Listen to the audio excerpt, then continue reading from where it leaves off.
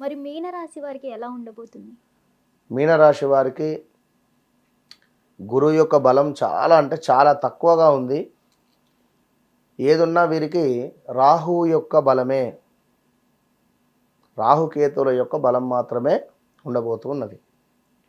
విపరీతమైనటువంటి రాజయోగాన్ని తెచ్చిపెట్టబోతున్నది మీనరాశి వారికి. ఓకే. సినీ ఫీల్డ్లో ఉండేటువంటి వారు కానీ, మీడియా రంగంలో ఉండేటువంటి వారు కానీ ఎవరైతే ఉన్నారో వారికి అద్భుతమైనటువంటి రాజయోగము, వాహన యోగము,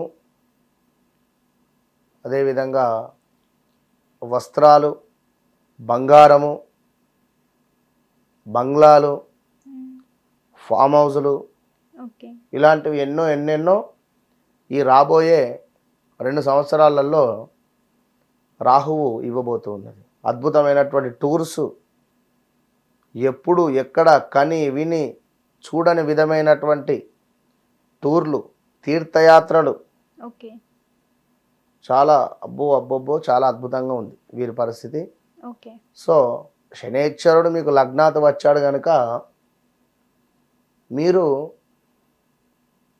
50 కిలోలు ఉన్నారనుకుందాం, ఓకే.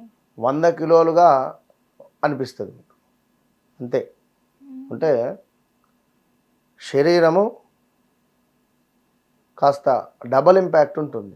ఎవరో మనల్ని చూస్తున్నారు వెనకాల నుండి అనేటువంటి భావన, ఏదో ఒక నెగిటివ్ ఇంపాక్ట్ అనేటువంటిది మనకు ఉండబోయే పరిస్థితి ఉంది. కనుక తప్పకుండా మీనరాశి వారు దుర్గా అమ్మవారి ఆరాధన ఎక్కువ చేసుకోవాలి. వివాహం కాని వారికి వివాహము, సంతానము కాని వారికి కూడా సంతాన యోగము. ఓకే. సో పిల్లలలో ఎవరికైనా ఒకరికి హెల్త్ రిలేటెడ్, అంటే 2 పిల్లలు ఉంటే ఎవరికైనా ఒకరికి హెల్త్ రిలేటెడ్ ఇష్యూస్తో ఇబ్బందులు, స్థాన చలనాలు, ప్రదేశ మార్పులు తరచూ కూడా ఇవి కొన్ని ఉన్నాయి.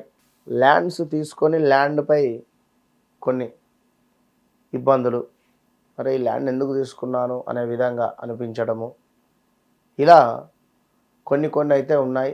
ఆరోగ్యం కొంత ఇబ్బంది కలిగించే పరిస్థితి ఉంది.